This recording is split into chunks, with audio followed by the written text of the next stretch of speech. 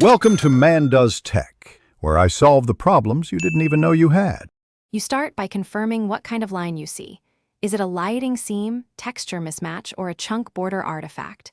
First, disable shaders and set graphics to default. This isolates the problem. Then, lower render distance briefly and toggle smooth lighting to observe changes.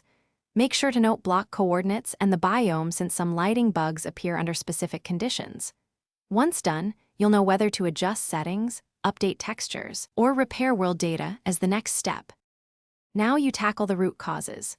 If you use Optifine, change smooth lighting, bitmap levels, and anisotropic filtering to see if the seam disappears. These control texture sampling. Next, test the resource pack by switching to default textures. Misaligned UVs or model JSON often create visible lines. If seams reappear only in one spot or after reloading, run chunk fixes with MCA selector or region fixer tools and make a backup first. Make sure to reload the world between each change to confirm results. Finish by making a full backup, then apply the chosen repair. Delete problematic region files or force chunk regeneration if corruption is confirmed. Update Minecraft, Optifine, and any mods or resource packs to their latest compatible versions. Outdated packs commonly reintroduce lines. After repairs, clear shader and texture caches and perform a full reload.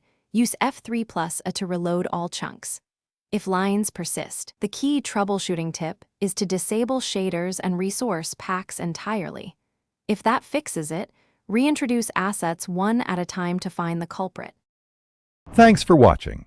If you found this helpful, don't forget to like and subscribe.